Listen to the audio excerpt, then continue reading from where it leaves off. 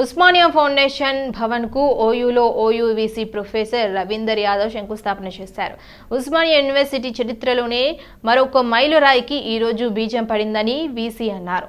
106 సంవత్సరాల చరిత్రలో కొంతమంది కృషి వల్ల అల్యూమిని అసోసియేషన్ యాక్టివిటీ జరుగుతుందని తెలిపారు. ఈ ప్రయత్నం ఇంతకు ముందు కూడా జరిగింది, కానీ దాన్ని కార్యరూపం దాల్చలేదు. మేము వచ్చిన తర్వాత మేము ఏర్పాటు చేసుకున్న 21 పాయింట్ ఏజెంట్లో భాగంగా వచ్చే 10 సంవత్సరాలలో ఏ కార్యక్రమాలు చేపట్టాలనేది ఒక ప్రణాళిక రూపొందించుకున్నామని అన్నారు.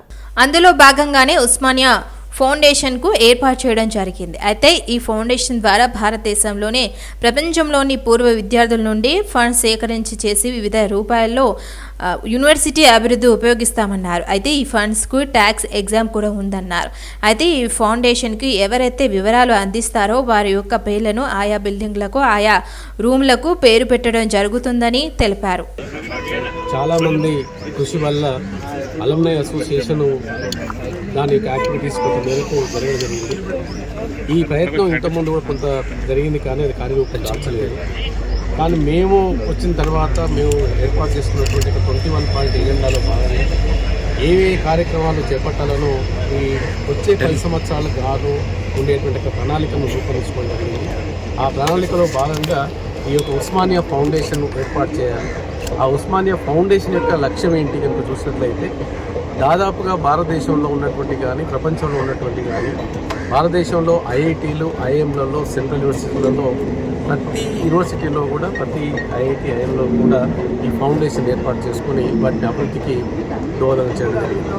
అదేవిధంగా ఉస్మానియా యూనివర్సిటీ ఫౌండేషన్ డేకి ఇన్వైట్ చేసినప్పుడు పెద్దలు సూచించిన మేరకు ఉస్మానియా ఫౌండేషన్ ఏర్పాటు చేసినట్లయితే సెక్షన్ 8 కంపెనీ కింద మనం అలుమ్నై నుంచి రిసోర్సెస్ను మొబిలైజ్ చేయడానికి అవకాశం ఉంటుంది.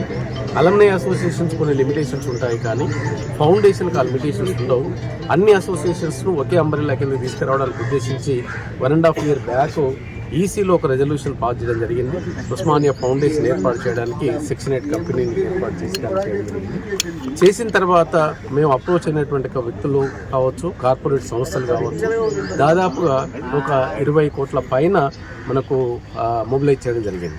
అంటే ఇంతకుముందు ఉన్నటువంటి అలుమ్నై అసోసియేషన్స్కు అవి ఎక్కడెక్కడ లోకలైజ్గా ఉండే, కానీ మొత్తం ఉస్మానియా యూనివర్సిటీకి ఒకటే ఉస్మానియా ఫౌండేషన్ ఏర్పాటు చేయడం వల్ల ఇటీవలే ఇంజనీరింగ్ కాలేజీ అలుమ్నస్ ఒకరు ఆ దాదాపు 5 కోట్ల రూపాయలు గోపాలకృష్ణ గారు ఇవ్వడం జరిగింది.